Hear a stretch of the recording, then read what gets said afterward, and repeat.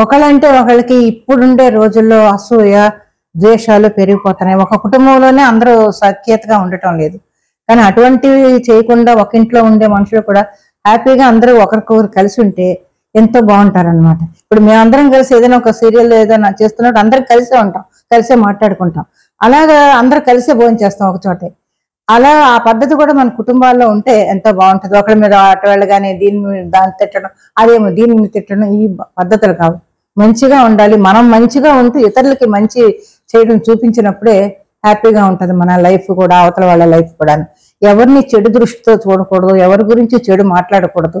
వాళ్ళు చెడ్డవాళ్ళు అనే భావనే మనలో రాకూడదు అసలు. ముందు ఎవరు చూసినా మంచివాళ్ళు అని అనుకుంటేనే మనకి హ్యాపీగా ఉంటుంది, అవతల వాళ్ళకి హ్యాపీగా ఉంటుంది.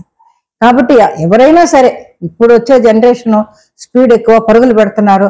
అలాగే ఆలోచన లేని పరుగులు పెట్టకుండా ఆవేశాన్ని ఆపుకుని ఏదైనా ఒక పని చేసేటప్పుడు నిదానంగా ఆలోచించి పెద్దవాళ్లతోటి డిస్కస్ చేసి వాళ్ళు ఒప్పందంతో వాళ్ళు ఒప్పుకున్నప్పుడు మీరు మీ ఇష్టానికి వెళ్ళాలి తప్ప నాకేముంది నేను చదివేసుకున్నాను లేకపోతే నేను చదివేసుకుంటాను నా ఇష్టం అనే పిల్లలు ఇప్పుడుండే జనరేషన్ లో చాలా మంది వస్తున్నారు. ఇంకా ముందు ముందు ఇంక ఎటువంటి జనరేషన్ వస్తుందో మేము చూడమనుకోండి.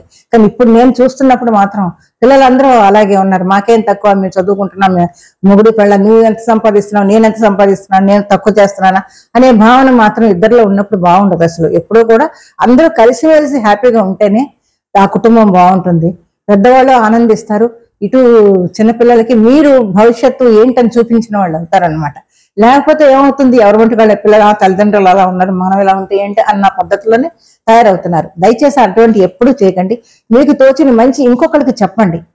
చెప్పినప్పుడు వాళ్ళు దాన్ని ఆచరించినప్పుడు ఇంకో కొన్ని కుటుంబాలు బాగుపడతాయి.